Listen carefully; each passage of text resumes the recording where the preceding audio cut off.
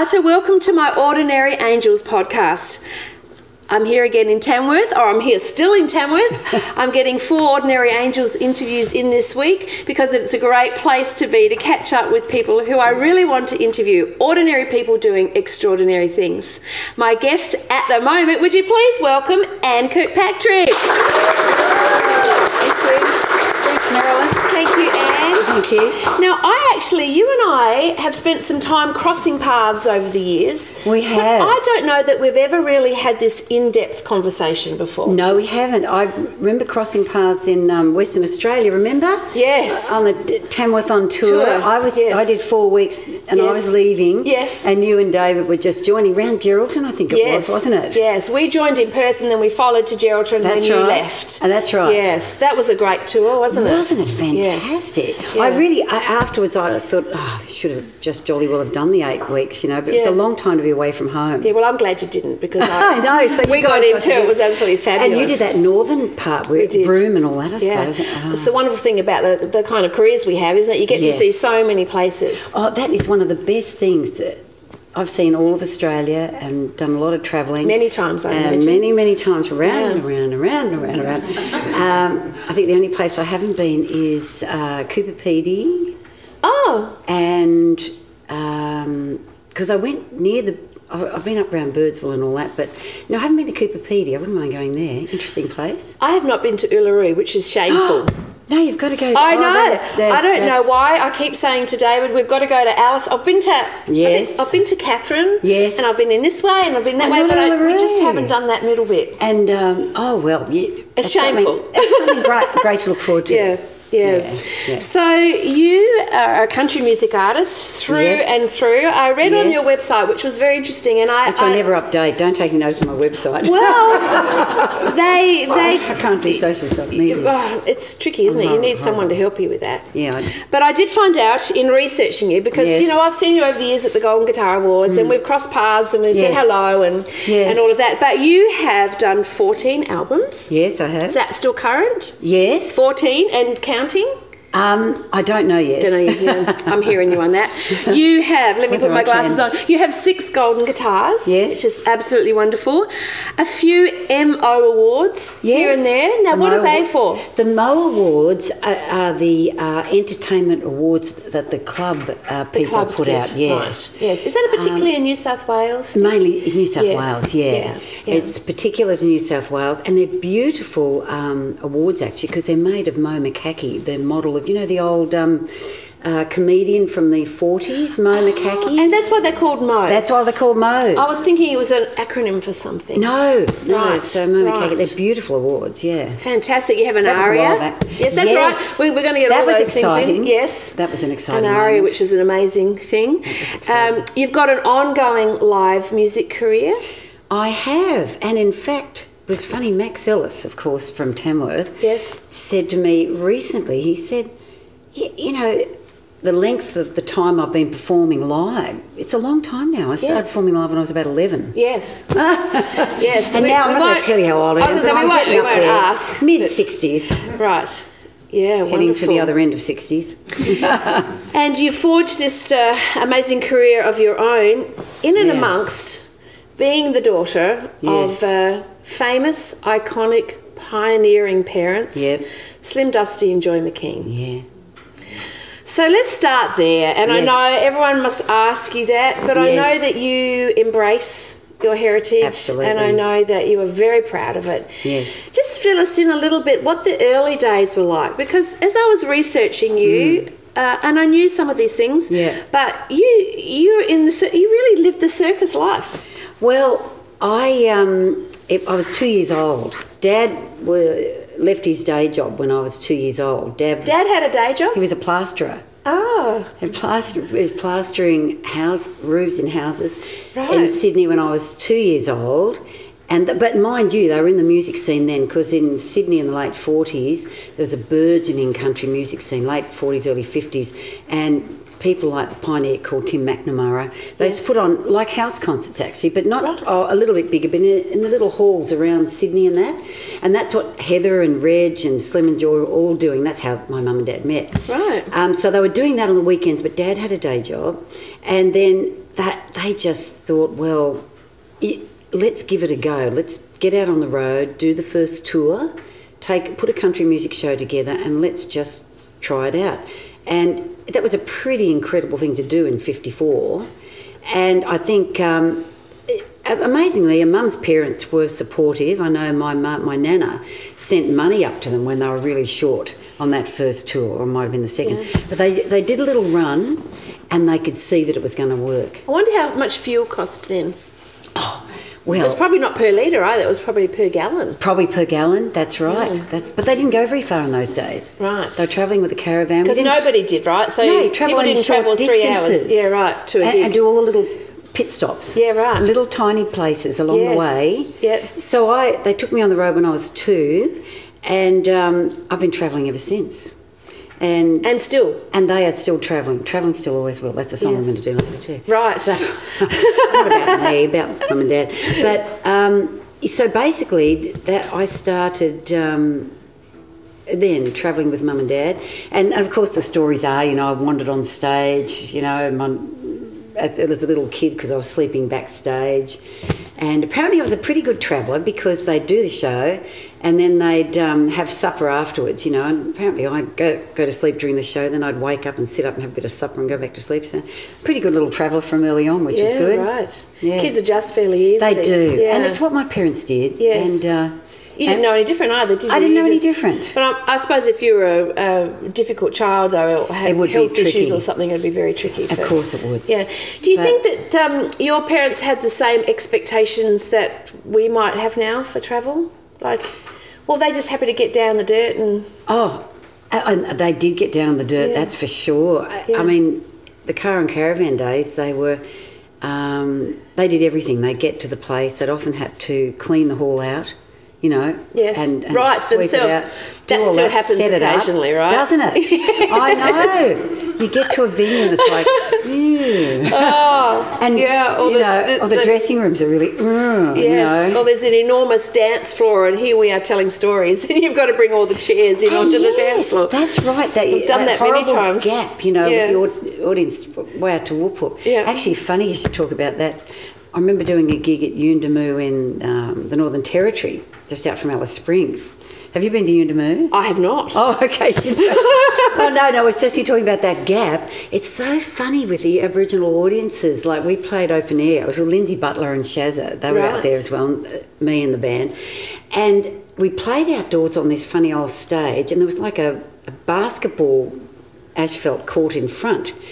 And so the Aboriginal audiences, they don't sit still, And so the kids are racing around screaming and yelling and rah, and the people just wander in and out. They might sit there for a while or then they'll wander off. So it's like a moving audience. So you're sort of singing to I don't know, it's very bizarre. Yeah. Yeah. It's kind of like the young people in the nightclubs these days. Yes, I suppose so. Yeah, but it's out in the open. Out in the open. But they're funny old gigs out in the open, hey? I prefer working in a hall or indoors, because otherwise the sound just drifts out, and it's much more of a sense of connecting with your audience. Yes. And, because as storytellers, we want to have the audience right here and know that we're having a connection, which must be hard. Well, I know it is hard because I've been there, done that. Yes. And people are coming and going. Yes, well, that's right. I don't know about you, but, if you're playing a room and there's, say, 200 seats in there and there's 4 spare ones, you spend your life the whole gig thinking, why didn't I sell those 4 seats?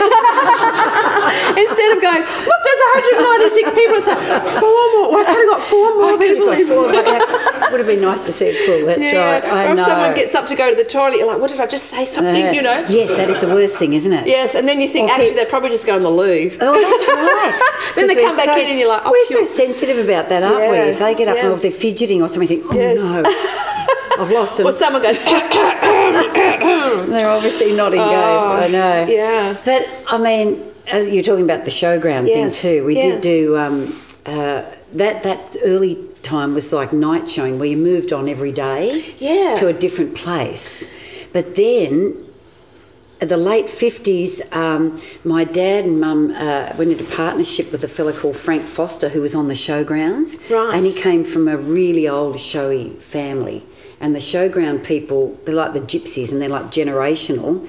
And like on all the big shows, like the Brisbane Exhibition and Sydney Easter Show and the Adelaide Royal Show and that, like the ground that you get is sort of passed down from family to family. And in those days, late 50s, 60s, and there are a lot of music shows on the showground. So Mum and Dad went into partnership with Frank Foster, and he was like a Colonel Parker, that sort of a character, you know, larger than life. Yes. And of course, The Pub with No Beer came out in 56. Right. So he had lots to promote, and it was just flying high. And we spent 6 years on the grounds, and there was big banners, you know, The Pub with No Beer, Gold Record Man, blah. Yeah. And I could tell that things had changed, even as a kid. Right. I could tell that... it stepped up a notch, Dad. Yeah, Dad, all of a sudden, it was like something had happened. And it was just powering along, you know. Wow. And also he started wearing a white hat. Instead of a grey hat. I remember on the showgrounds, because they're all pretty splashy, you know, on the showgrounds. And it was an era of showmanship. Well, my dad was a showman. That is something, I really want to make that point, that he came from that tradition of being a showman as well as an amazing singer. Tidy, big buckles. And presenting. Yeah. You know. Everything had to be just right, didn't it? That's right. It was hard when you're down in the dirt. Yes, to come up looking schmick. Yeah. Or looking belt and buckled, as we say. We get belt and buckle for the show, you know, you get done up. Yeah. You know? And it's all part of it. And I came from that tradition too of...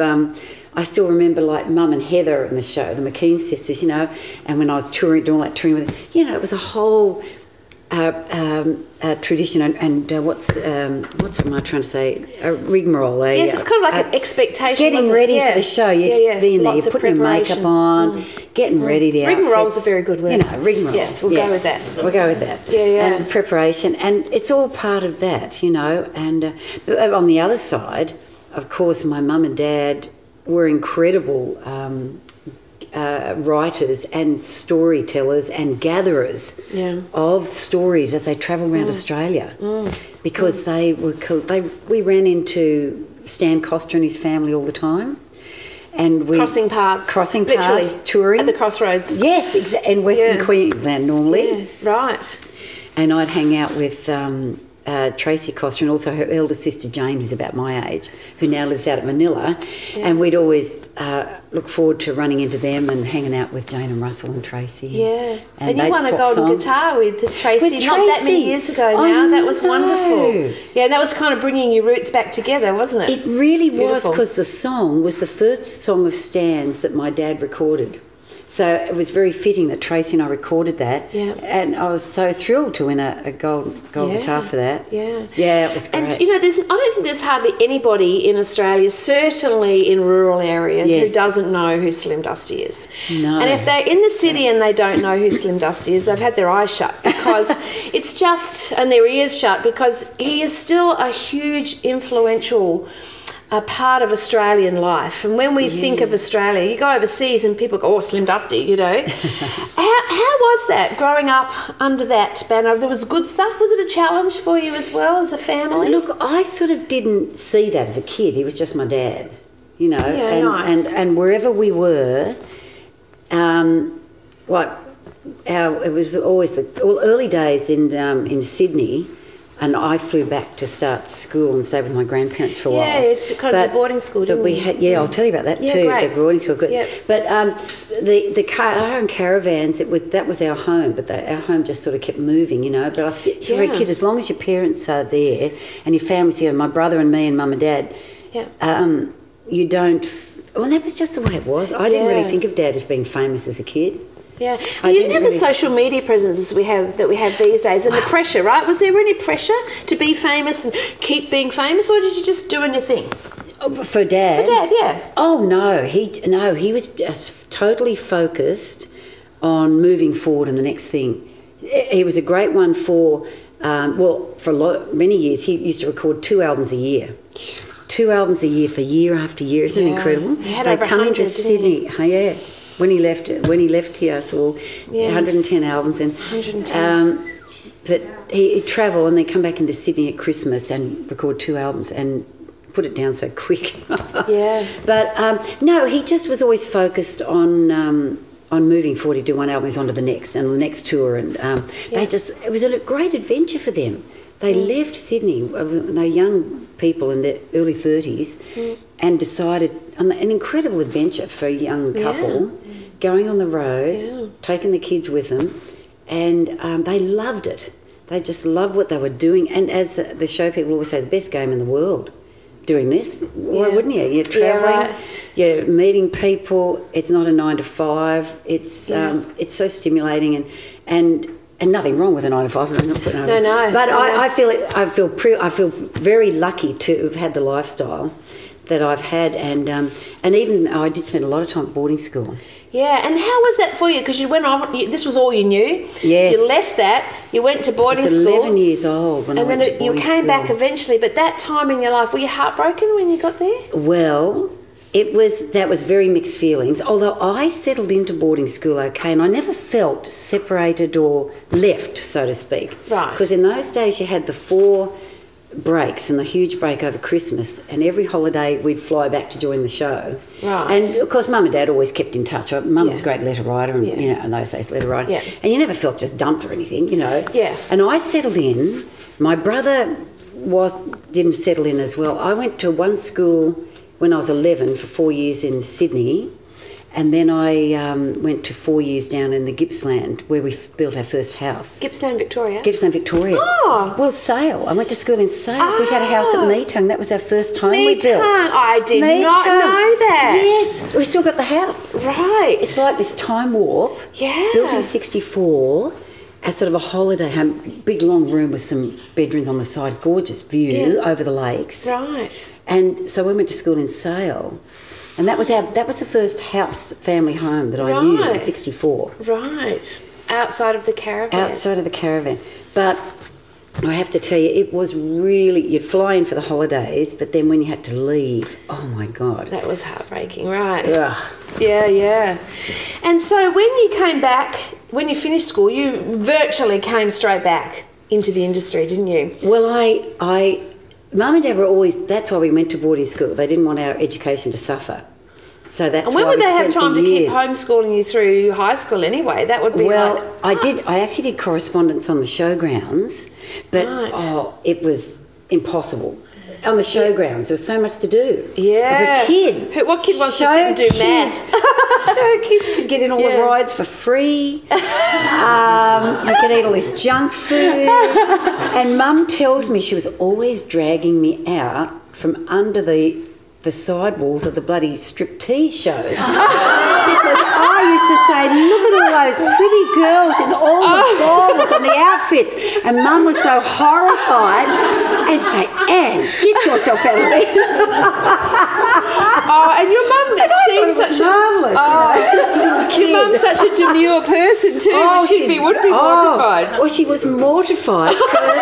Her and my Nana were both sort of, because Nana was so worried when Mum was taking her little girl onto the Showgrounds, full stop, you know, and she said, I think you should leave her here with me. And Mum said, no, we're going to take Anne with us. And so, that was pretty horrifying for Mum. I grew out of that. Didn't go into that kind of show? No, I haven't got a side, no. That's fantastic.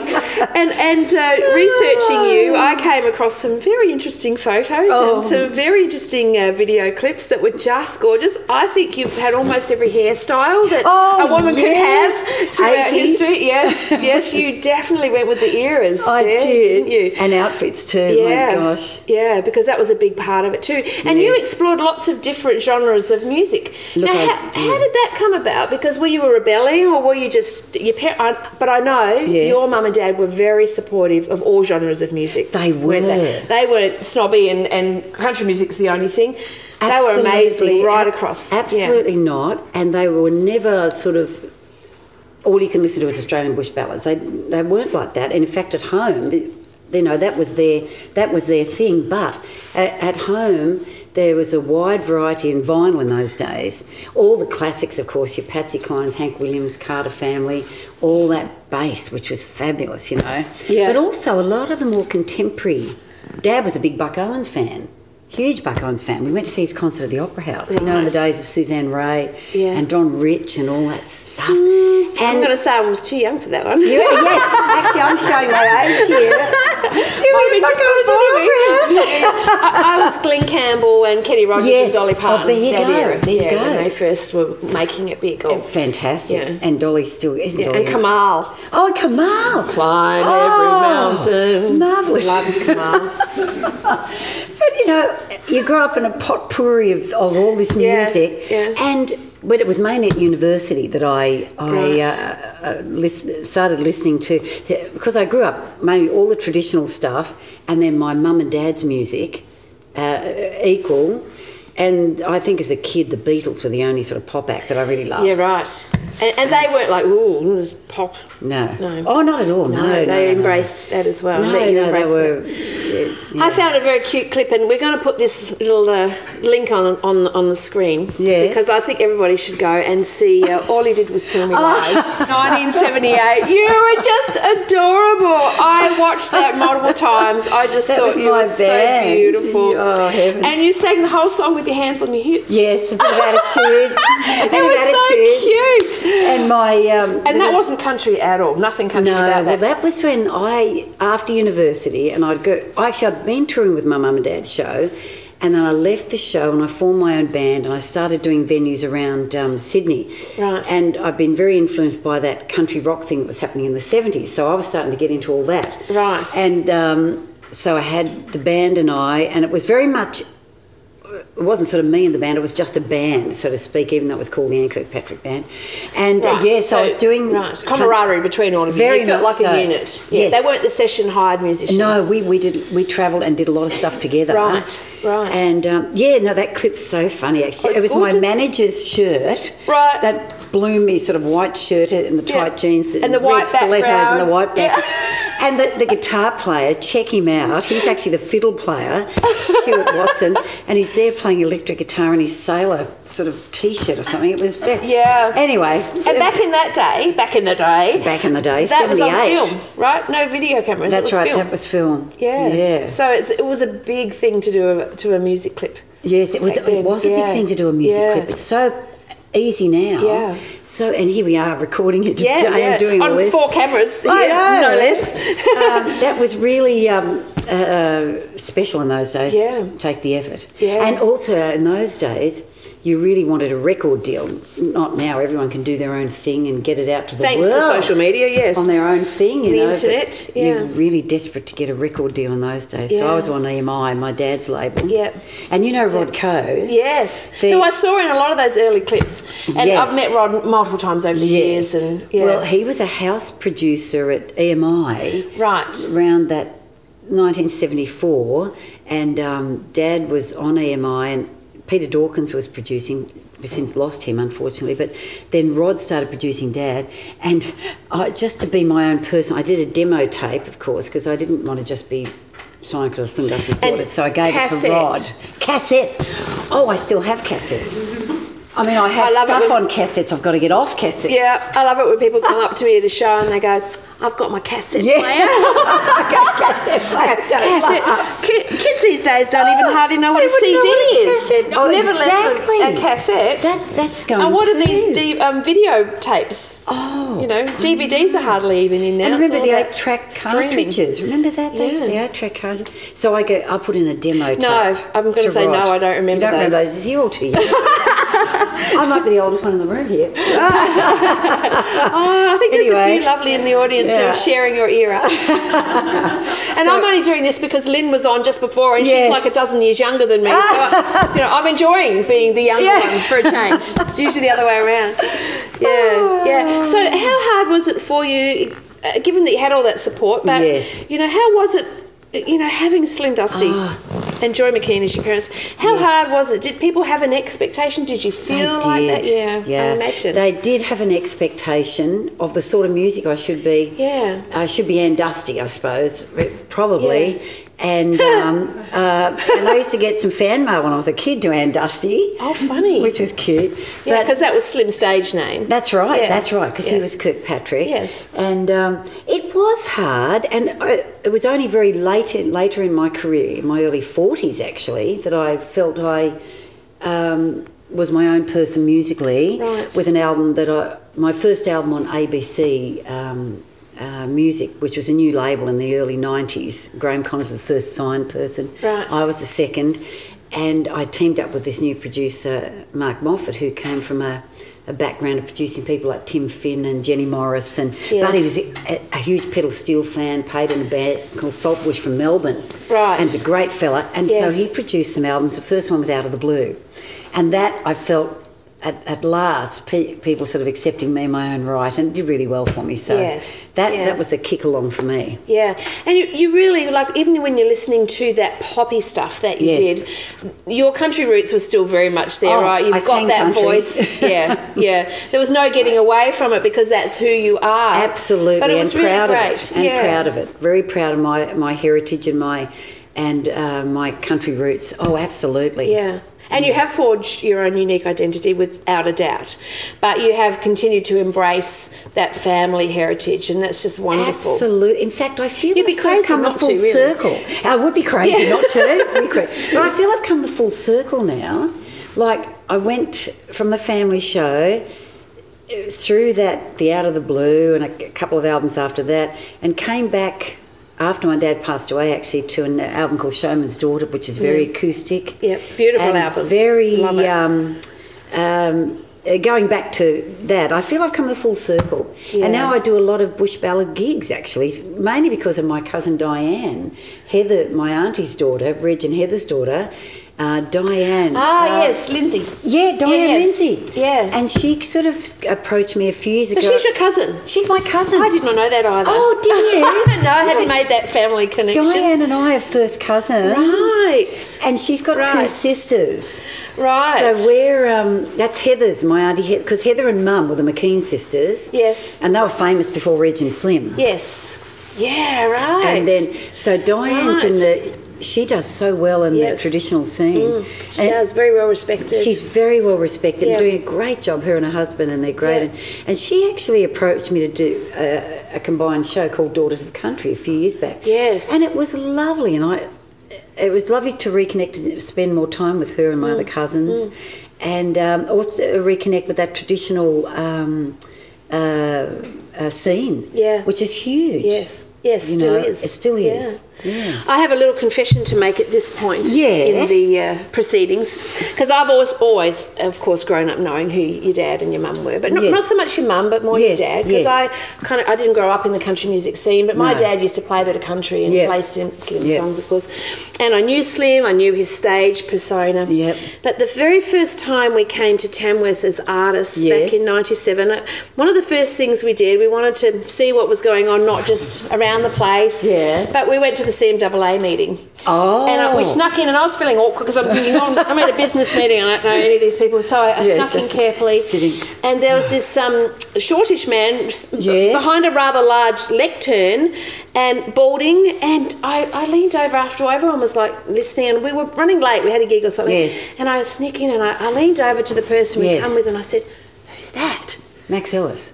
No, your dad. He wasn't balding. No. He wasn't balding. No, you're quite right. Let me correct myself. He didn't have his hat on. He didn't have his hat on, that's right. Right, so I will take that back. A lot of people thought that because Dad always had that. Actually, never was bald. He actually had very fine hair. Right. But he always had hair. Right, he always had hair. Right. Sorry, Slim. Slim's going to smack me from above.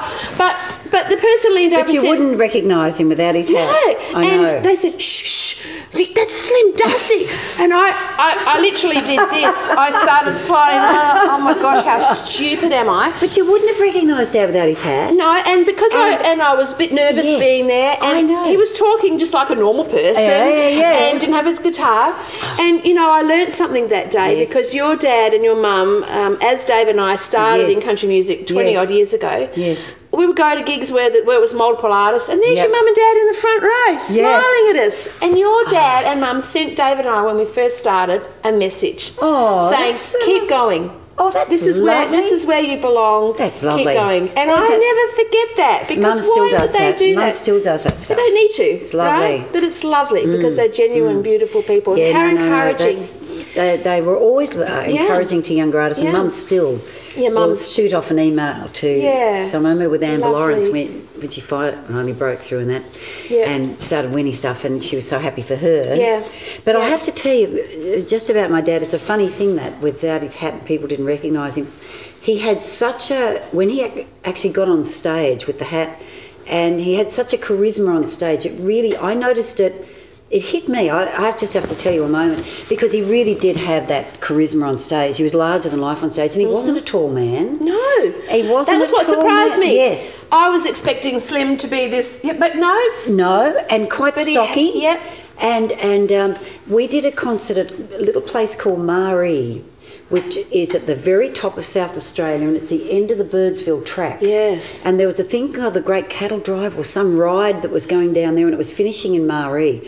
And it was a tiny little town, and it swelled to hundreds, and they built a special stage for this big concert, and we all flew down and did it. And they had a big corrugated, beautiful big corrugated sort of roof, like a dome thing, and the stage.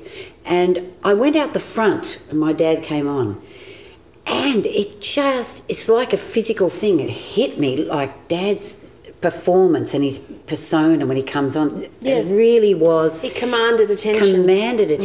And because he was an amazing singer. I think a lot of people don't realise that. He had an incredible range, which my mum was always stretching when she wrote her songs. Yes. She did it purposely. One of the main songwriters, yeah. But he had an incredible range, and he was an incredible singer, and had a real gift for, apart from writing, for picking good songs. Yeah, as evidenced in 110 albums. Yes, you got to pick a lot of songs to do 110 albums. And you've got to know a song too, right? You've got to know a song to live and love that, yes, and roll in over Christmas and record 2 albums.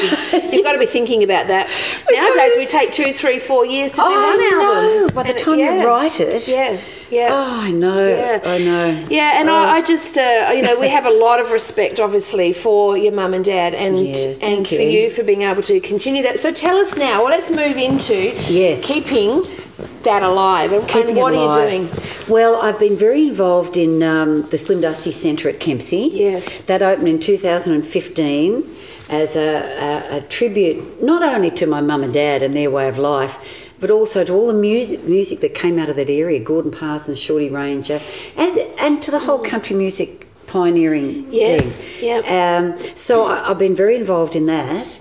And the last few years, what I've been doing, because my son James, I call him Jim and his wife Flora, who live in Melbourne, they have a band in Melbourne called Small Town Romance. Right. And they have an album. Well, actually, they were finalists for Best New Talent last year, which was great. Right. I'm so proud of them. Yeah. They've just got a bub now, so they didn't come this year. I'm a grandma for the first time. Oh, yeah. Isn't that fantastic? Yes, thank you. Yes. I'm just so stoked to get to this stage and have a little granddaughter. She's 6 months old, Helena Joy Smith Arnold. Nice. Isn't that cute? That is beautiful. But I've been, to get to know my daughter-in-law, when Jim first met her down in Melbourne, because Jim just took her off to Melbourne in the car one day to take up a postgraduate years course down there in film and video making and stuff. Yep. And then I hear that he's met this girl down there. I said, well, how are we going to get to know this girl? Yeah. So what do? You book a gig in Melbourne. Yeah. You go down and book a gig. Free a com. Yeah, that's right. It's always helpful. And I really pushed to get this gig in Melbourne so I could meet his girlfriend. So she comes along with the gig, but with her parents. That's like, I'm going to meet her. Yeah. Anyway, so and then later on, to really spend time, because they were living in Melbourne, we're in Sydney, I thought, you know what? I've never done the whole booked a tour from Woe to Go before, so I said I'm going to do it. I'm going to book some tours in Queensland. I know the runs up there. So I booked everything for a couple of weeks' run, and it was just Flora and Jim and I and Rod Coe, and I did everything from Woe to Go on the road. You get to know everyone you really do, well and on the road. It was great. Yeah, and we had a great time. And it was just grassroots, charging at the door. I didn't do bookings. We just booked all these little places. Yeah, send stuff out. People helped putting up posts. It was great. Great. And I've done 3 of those now, a couple in Queensland and Tassie. Yep. So I'm hoping to do one with a little bub now too. Oh, yeah. Make it a bit of a holiday. We'll stop and have a day off in Bowen in Queensland, Yes. you know, and hang out. Some mangoes. Yeah, mangoes, definitely. So the centre, we drove past the sign to it once, Yes. and I'm like, but I haven't been up that way since. I must get there. I've heard that, because a lot of people, anyone here been there? Yeah, a few people. Right. Yeah, Yes. fantastic. It's a big building, isn't it? Yeah. That's what everyone says. I couldn't believe it was so big. Yeah, but I've heard it's not smoke and mirrors. It's just straight down what the line. it is. It is. And that's the charm of it, because you're just saying this is part of the heritage of Australia, and a very important part that we need to keep alive. Definitely. I think all those pioneers, and it's amazing to see Chad Morgan from that era out still performing, you know? Yes. Chad, yes. And I don't know that he's made it this year. Yes, he has. Last night. Good. He has made it. Pub last night. Fantastic, because he's amazing too. Yeah, so he's that era. Yeah, and, you know, Slim's been gone 10? Oh, no, it was 2003, so it's 15 years now. Next September it might be 16 years. Yeah, it's a long, long time.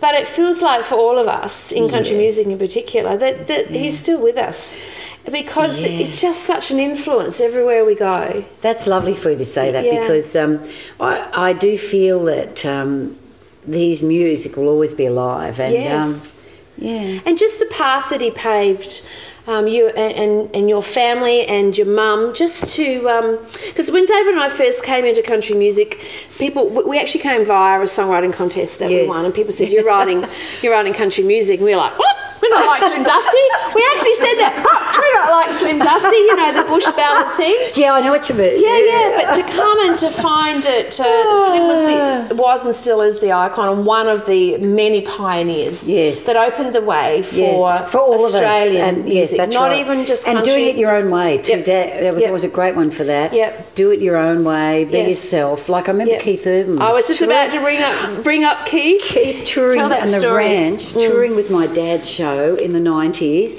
Keith was petrified playing to Slim Dusty's audience, and he said, should I change my set? What should I be doing? You know, what will I do? Dad said, don't change a thing. Just be yourself. They're going to love you. And they did. Yes. And then, of course, he just, shredding on the guitar. Yeah. I love Keith's guitar playing. The white mohawk at the time, the blonde mohawk that he had. You talk about changing in the hair and the look. Yeah. Keith has had so many different changes throughout the years, hasn't he? Yes. And how great is he? Because he was back at the festival this year. I know. Playing in the town hall, and he related it all back and said, this is where it all started. Oh, isn't that lovely? And very he was humble. busking as a little kid. Mm-hmm. He's a lovely guy still. I'm going to put up when people are watching this, there's a picture of you with Keith on your website. Oh, from the year. Were you giving him a golden guitar? Presenting at the time? Actually, you know what? It might be the year, Keith and I, the year I won the, I think it was 92, he won male vocal, I won female vocal, an album for Out of the Blue. Right. So that's what it'd be, holding the guitars. Yeah. Yeah, that's what it was. I can't just remember, we'll have a look when we put it up, That's but I what it remember was. thinking, yes, because the biggest thing that annoys me is the year we came into country music, he nicked off. Everyone I know has met Keith Urban. I've been to his concert, of course, but I've never actually met him. Keith, if you're watching this, I'd really like to interview you. Tamworth, come out here this way. It's very comfortable out here, Keith, and he's to make the trip. And the guitarist that has played on all our albums, Brett Wood, has slept on Keith's couch in Nashville and all sorts of places, but I haven't got there yet. Well, you got to get. Well, I only got to Nashville in America for the very first time last year. Never been there before. Right. It was a musical pilgrimage for me last year, and I went to this bluegrass festival I've always wanted to go to, Bill Monroe's Bluegrass Festival. Oh, it was great. Saw Asleep at the Wheel, Ricky Skaggs. Right. So good. And then I went down where the Carter family came from. Carter family? Yeah, Bristol family. Carter family. Oh, Carter family. Not related. Oh, not related. They probably are related. Oh, I don't know. But spent a lot of time in Nashville. Right. And actually caught up with Keith. Right. Just before he went on in this huge stadium of 90,000 people to headline the show.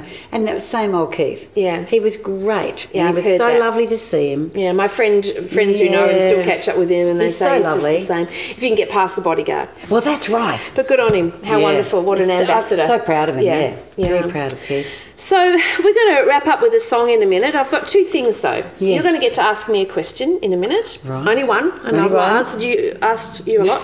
Get to ask me one.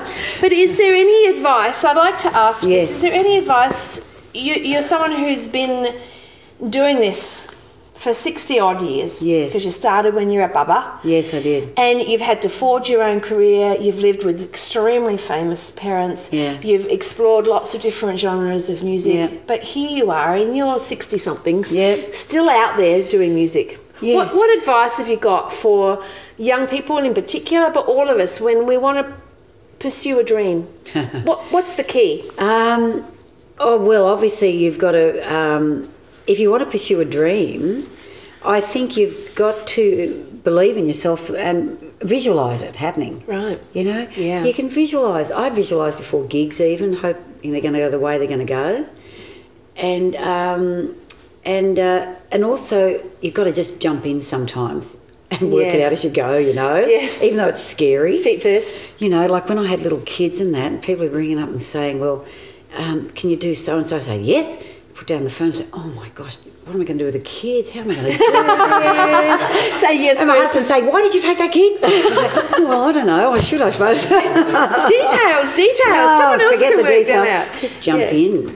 Yeah. Which is, mind you, that's a funny thing for me to be saying that right now, because now I'm older, and now I'm getting to the stage of thinking, even this Tamworth, a little epiphany, thinking, well, I just want to do what I want to do now, and I feel I probably don't have to prove anything anymore, and I put a lot of expectation on myself. That might have been 40 years ago. You didn't have to prove anything. I put a lot of expectation on myself. Yeah. And you know, and I sort of was thinking, you know what, I can just do what I want to do now. Wonderful. Yeah. So that's absolutely wonderful, and it's great advice, isn't it? Be yourself. And be yourself. And that's from my dad. You know, be fair dinkum, I think he used to call it. You know, a bit like. In the Aussie way. Casey's dad on the Aries. I won't say what he said because I don't swear.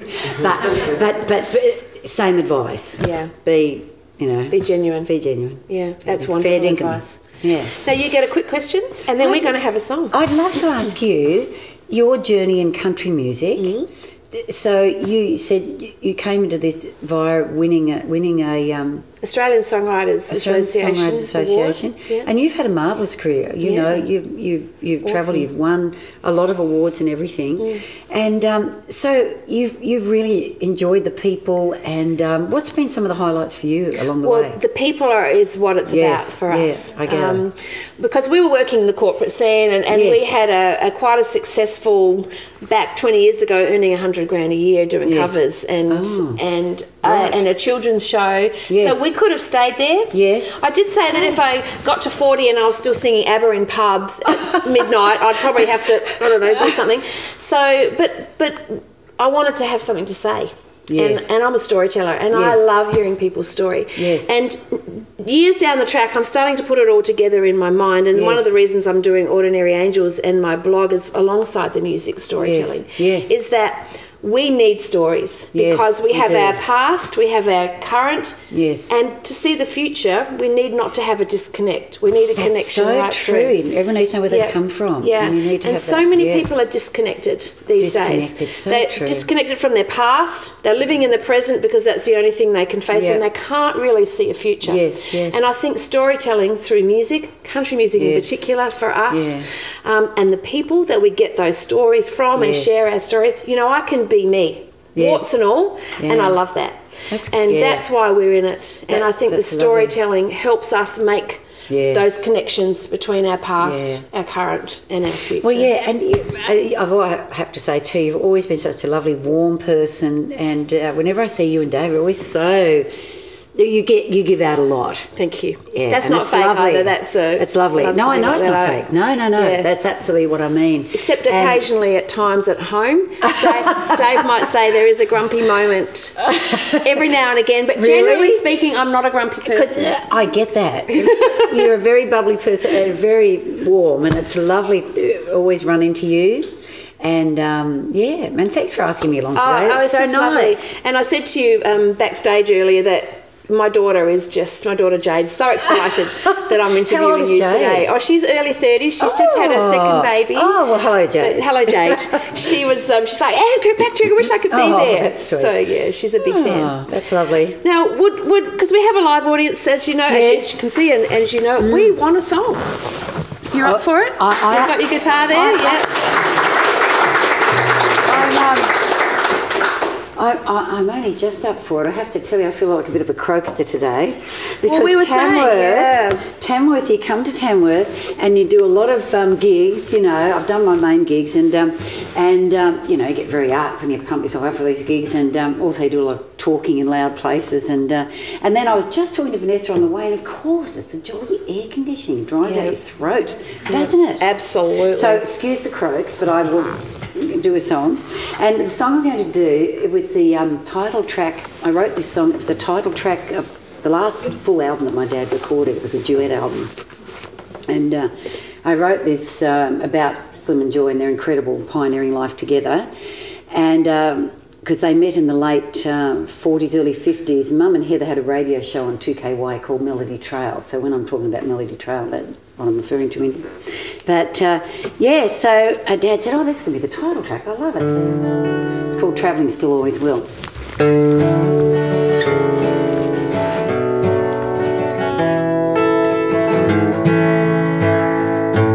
Well, he left the farm and the family home to follow his boyhood dream. She loved plays and poetry. Who'd have thought they'd make a team? Her sister said he's wild at heart, his hat turned down in front. But 'twas a passionate turn of the heart that led them down that country mile. Together they'd start, he would shine so bright, traveling through the darkest night. Together they climb, oh, the highest high, traveling still, always will.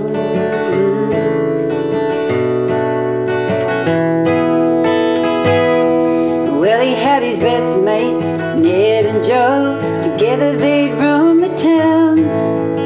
Hard times, they were young and wild, doing the music rounds. 'Twas there he met the sisters, and with one he fell in love. And she gave up the melody trail to walk another one. Together they'll start, he would shine so bright, traveling through the darkest night. And together they climb, oh, the highest high, oh, traveling still, always will. Well, together yet so different, but the years have told their tale. Well, how they pioneered a traveling way of life. But sometimes it makes me wonder, has it come at such a price? Think it might. But together they're a star, it would shine so bright, traveling through the darkest night. And together they climb, oh, the highest high, oh, traveling still, always will. Traveling still, always will. He's traveling still, always will.